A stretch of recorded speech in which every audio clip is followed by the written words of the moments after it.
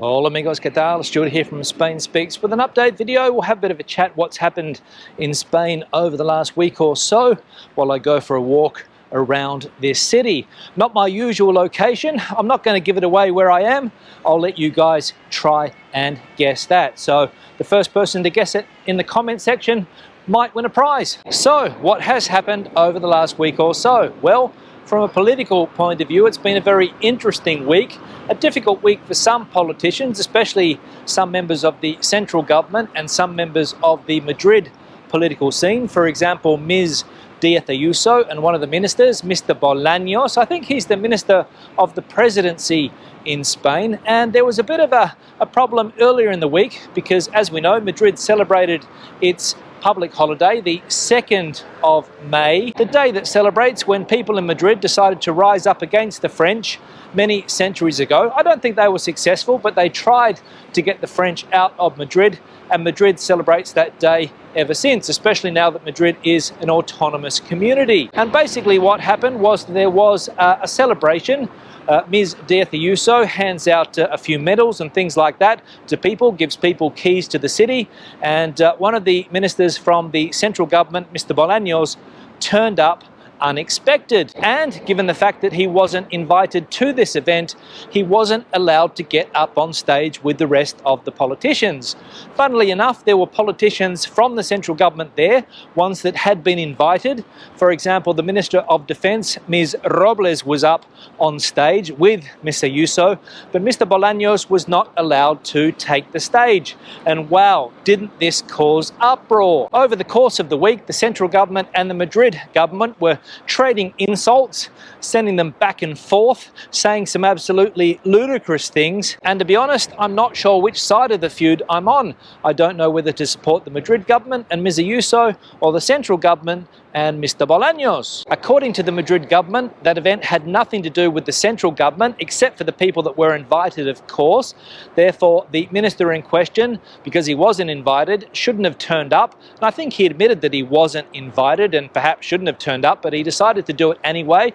So I'm not really sure what's going on. I think it's a show of strength from the central government, showing how important they are when it comes to politics in the country, and it was also a show from the Madrid government showing how important the community of Madrid is in politics here in Spain. So you can sit on both sides of the fence with this argument, I think. The Madrid Premier, Ms. Ayuso, accused that minister of showing up with the sole purpose of causing problems between the Madrid government and the central government. So that's one side of the argument. And the central government's argument is that they should be able to do whatever they want, given the fact that they are the government of the country. So that's another side of the argument too. And the central government fired back with insults during the week, accusing the Madrid government of being an anti-system government for not letting that minister get up on the stage. So pretty strange, but remember, this is an election year, and in around 20 days, we're going to be celebrating regional and local elections in Spain. So it's all part of the show. Now, there was some positive news this week when it comes to the job market in Spain. Apparently, April was a bumper month when it comes to job creation. In fact, and according to recent data, some 250,000 new jobs were created in April.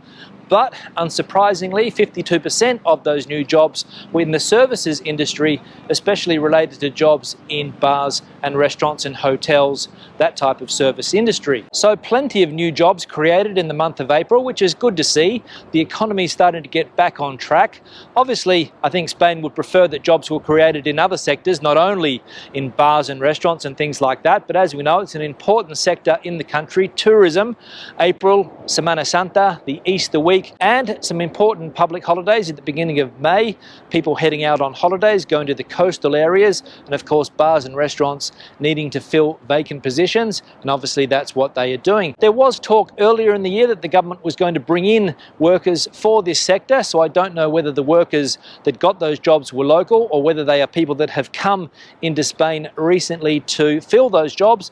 Don't know, but I'm sure we'll find that information out soon. So the job market picking up, the economy picking up, and let's see if we get back to pre-pandemic levels with regard to the economy sometime this year. Not sure if that is forecast or not, but hopefully that will be the case. Now, another thing that caught my attention in the news this week in Spain relates to Spain's water issues.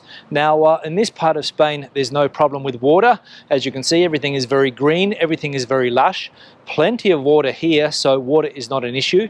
But in some parts of the country, especially in the Levante area, Murcia, Alicante, for example, Almeria, down there in Andalusia, water is a huge issue, as we know. Water and its distribution is currently one of the hot political topics in Spain, and farmers in Murcia are complaining about their water supply being cut off or cut down by half by the central government, and they're up in arms. In fact, so bad is the water situation in places like Murcia that farmers are complaining that if the situation is not fixed soon, if no agreement is reached to bring water from the north down to that part of the country, then the area will turn into a desert in a matter of years. And one of the reasons this has become an issue in recent times is because the central government, Pedro Sánchez and company, have decided to limit the amount of water being sent to the Murcia-Alicante region by around 50%, I believe.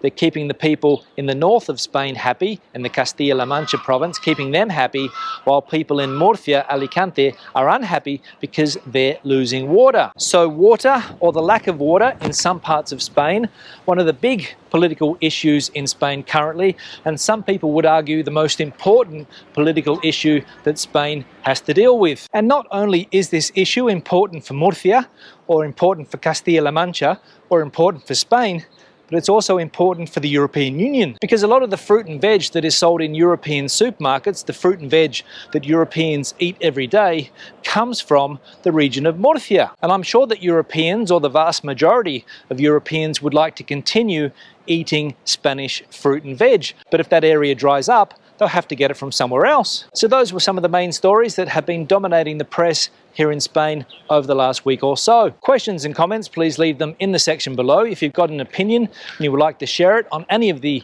issues that I have mentioned today, whether it's Spanish politics, whether it's the water problems that the country is currently experiencing, or whether it is the buoyant Spanish job market, which is creating a lot of jobs recently, let me know in that comment section below. Debate the video out, give it a thumbs up if you liked it, thumbs down if you didn't. I'll see you in the next one. And remember, if you know where I am, let me know in that comment section also. Hasta luego.